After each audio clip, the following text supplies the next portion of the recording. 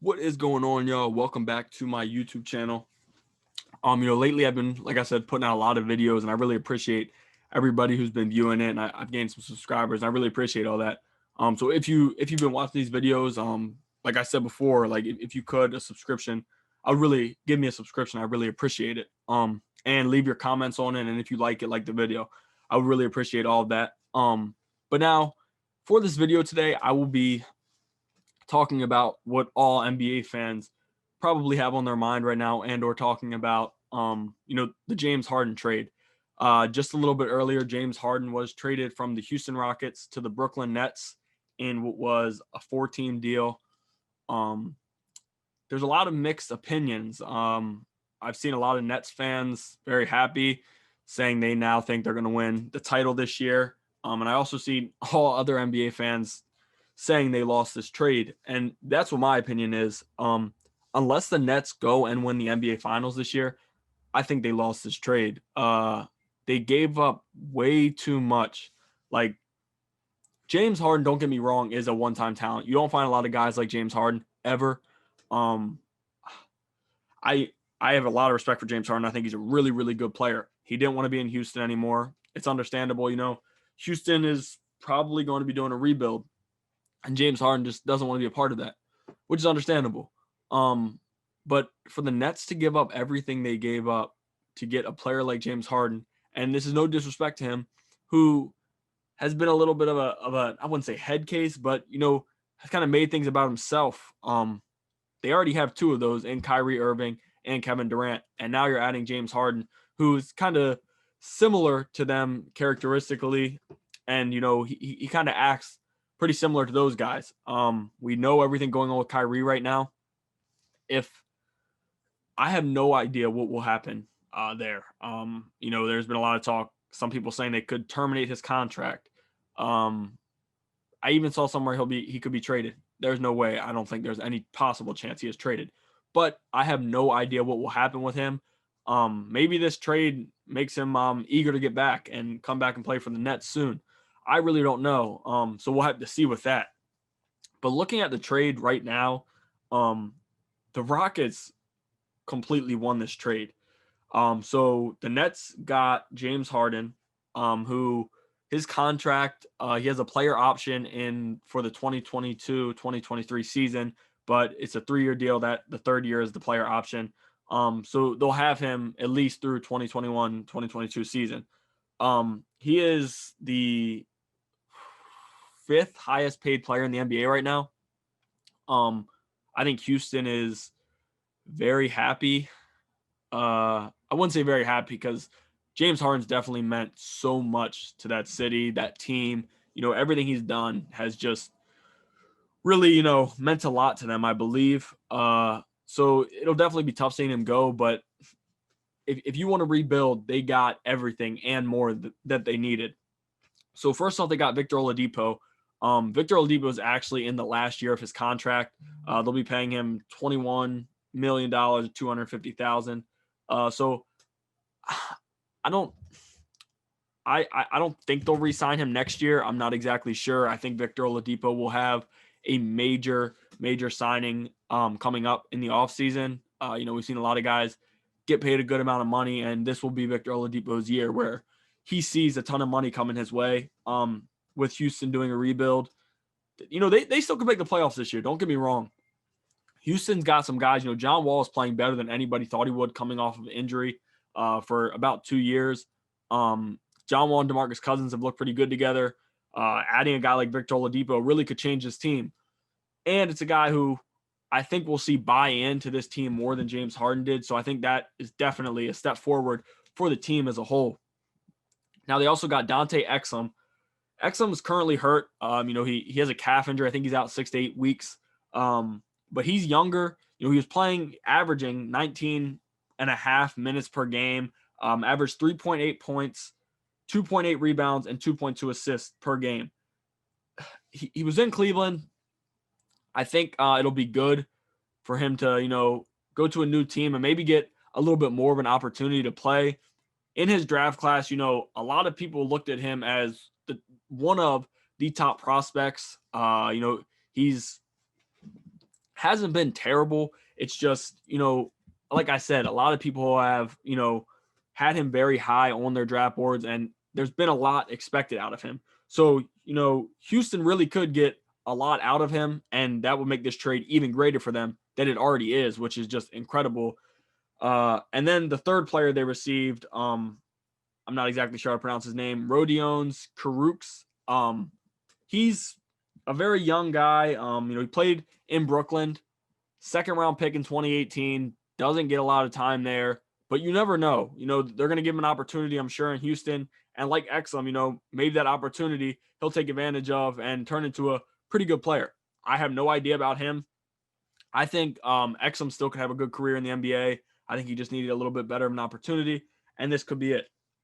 But for Kurucs, I have no idea. I didn't really know too much about him before this trade, but looking at it, like I said before, he could get more of an opportunity in Houston and, make the most of it, which I'm sure Houston is really hoping for. But I think they just want to get another younger guy, 2018 second round pick. You're adding him to the trade, maybe he can do some things for you. And I also read some articles on him where people said he deserved more of a chance in Brooklyn. It's just Brooklyn had way too stacked of a lineup. If you have Caris LeVert coming off of the bench, your lineup is definitely stacked. So he wasn't going to get much of an opportunity there. So that completely makes sense. Then Houston also got a 2022, 2024, and 2026 first-round pick from the Nets, and then a 2022 first-round pick from Milwaukee. I believe all of these are unprotected. I'm 100% sure that the Milwaukee pick is unprotected. I'm almost positive the other three from the Nets are unprotected. That is insane. You have two 2022 first-round picks, a 2024 first-round pick, and a 2026 first-round pick, all coming from a different team.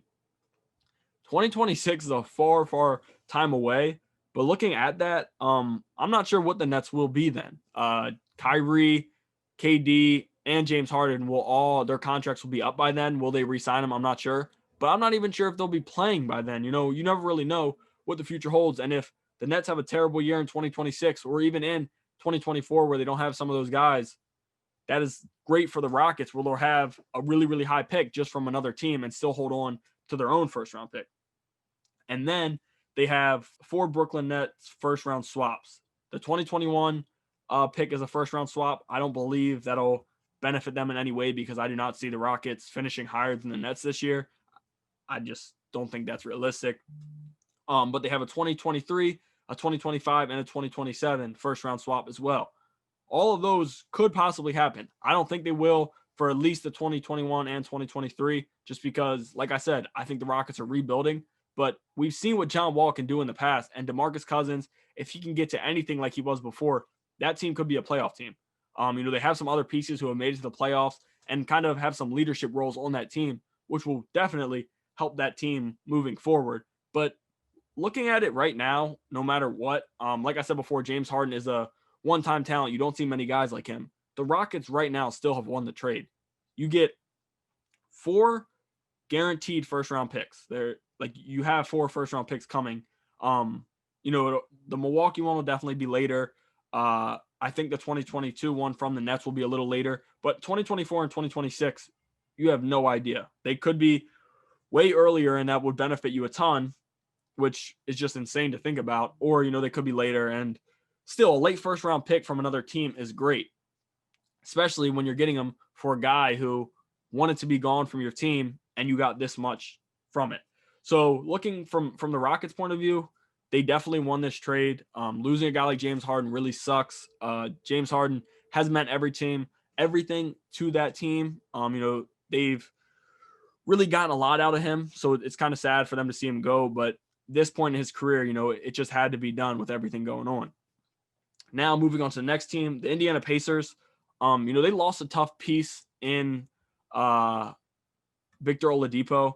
I'm not exactly sure kind of why they did it. I know they're going to be getting Caris LeVert for a longer time now, so that might mean something. Caris LeVert currently is on a 3-year, $52.5 million contract, which he signed this offseason, so he'll be an unrestricted free agent in 2023. So looking at that right now for the Pacers, they're getting a guy in Caris LeVert who I am a huge fan of. Caris LeVert, everything I've seen out of him is just impressive. He didn't really I wouldn't say he didn't get the role he deserved. Well, actually, yeah, he didn't get the role he deserved, but he didn't get as much playing time because, like I said before, he was coming off the bench on such a stacked lineup. When he came off the bench, he did everything he was supposed to. He played really well. He did everything that team needed him to, most importantly. But I think, with Indiana, will have a major role that they could really use. They got guys like Malcolm Brogdon, Miles Turner, and moving on from Victor Oladipo will definitely be tough for them. Like I said before, he's in only a 1-year contract. So it's definitely tough, to move on from a guy like that. But I'm pretty sure Caris LeVert's contract is actually a little cheaper. And you also have him for a longer amount of time. So looking forward, you got a guy like Caris LeVert for a longer amount of time. That is great for the team. I think he'll play such a huge role in that team. I'm not exactly sure kind of when he'll be in that lineup, but as soon as he steps into the lineup and as soon as he starts playing with them, we'll see that team take a pretty big step forward. And also looking at the Victor Oladipo, getting rid of him, they had been looking to get rid of Victor Oladipo for a while, I believe. I heard rumors they were trying to trade him last year, and now they finally had a chance to trade him, which they got Caris LeVert, which is a huge piece. And they also got a second-round pick. Second-round picks in the NBA are really hit or miss. If you go wrong with a second-round pick, it's not the end of the world because it's not as high of a risk as a first-rounder. But there's also guys like Nikola Jokic, Isaiah Thomas a few years ago, guys like that who last till the second round, and you end up getting them, and they have a huge, huge impact on your team. So for the Pacers, to give up Victor Oladipo and to gain Caris LeVert, who, like I said, is probably close to as good as Victor Oladipo, or maybe in the future could even be better, that is major for them. He does everything. He knows that he will be taking on a bigger role in Indiana, and I really like that for the Pacers, especially, not having to hold on to Victor Oladipo because you're probably not going to be able to pay him in the offseason. So now looking on to the final team, or the second to last team, because I haven't talked about what I feel about the Nets yet. The Cleveland Cavaliers. This trade for the Cleveland Cavaliers was incredible. Coming in to the season, Cleveland Cavaliers fans definitely weren't expecting too much. They are kind of in the middle of a rebuilding process. They just recently drafted guys like Isaac Okoro, Colin Sexton, and last year, I believe, Darius Garland. 3 great guys who will definitely have a major impact on this team if they keep them around going forward. And now you're getting a guy like Jarrett Allen. Jarrett Allen is another guy who in Brooklyn did not play as big of a role as he could have because of how good the team was. They brought DeAndre Jordan in, and that kind of limited Jarrett Allen's role. But last year in games, I personally saw what Jarrett Allen could do and how impactful he is when he's on the court. He averaged so far this year 11.2 points, 10.4 rebounds, 1.7 assists per game, and 1.6 blocks per game. It was like every time, somebody would go up with him, he would end up sending the shot, which is just incredible. You kind of need that paint presence in the NBA right now. I really like what they did for Cleveland getting him. He's going to be now playing alongside Andre Drummond, and that duo down low is going to be insane. Andre Drummond has been having a great time in Cleveland. He's putting up a ton of points, blocks, rebounds. He's doing everything. And, he's been one of the better bigs in the NBA throughout most of his career. So adding Jarrett Allen with him, that is just incredible. The problem with Allen is he's on his final year of his contract. So looking forward, I think it would definitely 100% be in their best interest to re-sign him. The problem is how much they will have to pay him. I'm not exactly sure. But like I said before, I'm a huge fan of his. And I think, moving forward, he could be one of the best bigs in the NBA. He does so much and serves such a big role while he's on the court. And I just really am a huge fan of his. So looking forward, will they re-sign him after this offseason? He's currently only being paid $3.5 million per year, I believe. So that's kind of, low, and they're definitely going to have to pay him way more if they want to re-sign him this offseason. But if they do, that team really could be deadly, with a ton of guys. Larry Nance, Kevin Love, which I think will eventually be traded. But guys like that, just all those guys on one team, will we see that next year? I'm not sure. If we do, that team will make the postseason next year. The next guy we saw the Cavs acquire in this trade was Taurean Prince, who this year has averaged 8.1 points, 2.8 rebounds, and 6 assists per game. He's only playing 18 minutes per game this year. Last year, he had played 29 minutes per game. That was before all the guys that they've got. He, like I said before, with Jarrett Allen and Caris LeVert, he is not playing as big of a role as he would be if they didn't have such a talented roster. But it just really wasn't a fit for him because I just don't think he's as talented as the other guys who were playing ahead of him. But a big thing with Prince is, he's had a lot of success in the past, and he's also an older guy. Not older, but he's more of a veteran than the younger guys on this Cavs roster. He really could serve a big leadership role on this team. And like I said before, next year, if the Cavs really make a postseason run, he could play a huge part in that. They got a lot of young guys, and I'm expecting it to be a few years. But if they bring everybody back and, really have all the talent that they do right now, that Cavs team could end up making the playoffs next year and possibly making some noise in the playoffs. So a guy like Prince, he'll play more time with the Cavs. I'm not exactly sure yet what his role will be. I already know Allen. Allen's going to have a major role, but Taurean Prince we'll still see. But the Cavs, this was just a great trade for them, getting a guy like Jarrett Allen and then a veteran and some more depth in Taurean Prince. So I really love what they did in this trade. And now for the final team, the Brooklyn Nets, it's not really many players or many picks to talk about. They only got James Harden. James Harden is one of the most talented players in the NBA. Nobody can disagree with that. And a lot of people complain about his gameplay, but at the end of the day, he produces numbers. That being said, this year is just it has not been fun for James Harden. And I think that's why we're seeing not as high numbers as we would. When he gets to Brooklyn, I mean, I'm not exactly even sure of that. I was going to say when he gets to Brooklyn, we'll see his numbers take off even more. But the problem with sports is there's only one person who can score at a time. James Harden is a guy who loves to shoot it and score a lot of points. Kevin Durant is a guy who loves to shoot it and score a lot of points.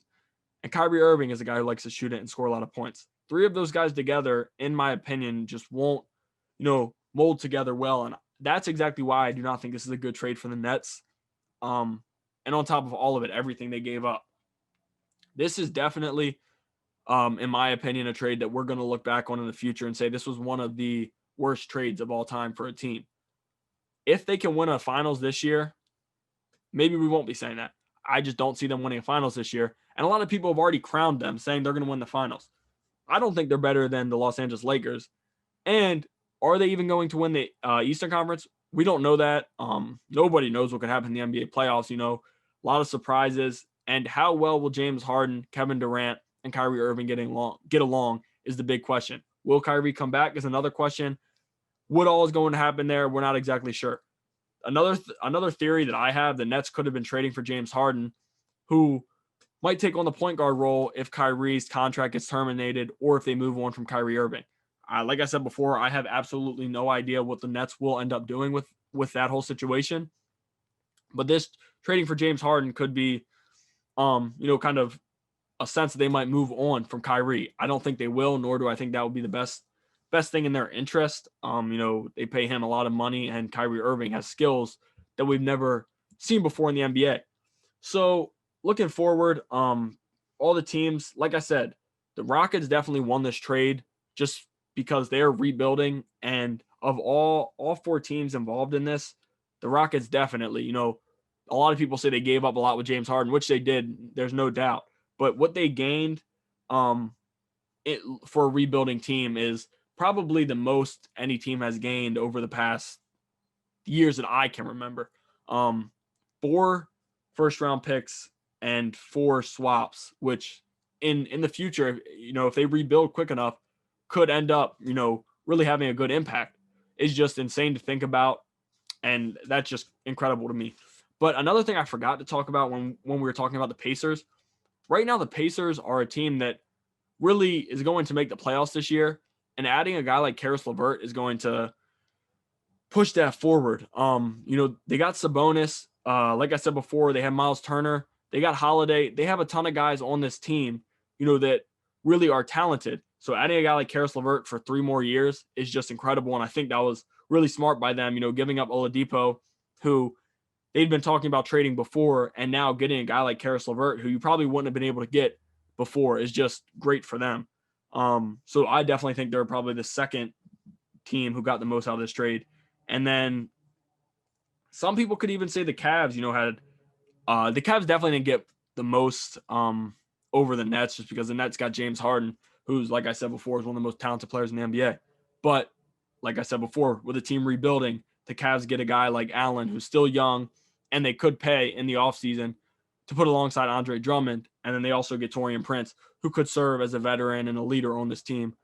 So with that being said, this, like I said before, in my opinion, we could be looking back on it and saying this was one of the worst trades of all time. Some people have already said this is the worst trade of all time. I still think we need to see what happens at the end of this year and even next year. Like I said, guys will still be on contract next year for the Nets. So what will the Nets get out of those guys in the next 2 years? And then, there's player options in the third year. We could also see a trade next year with one of these guys going. I think we could see that, just because 3 guys who all want to score, that's just not really good for a basketball team. So now that is it for this video. I really appreciate you guys watching. If you guys like the video, please leave a like. If you disagree with me or agree, leave a comment. I really enjoy comments. I love commenting back and giving my thoughts and kind of discussing and talking about where you guys, what your opinions are and what mine are, and just, really talking about sports. I really enjoy that. So if you could do that, that would be great. And also, like I said at the beginning of the video, if you guys could leave a subscription, that would be great as well. I really appreciate you guys watching this. And yeah, I'm looking forward to you guys watching the next video too.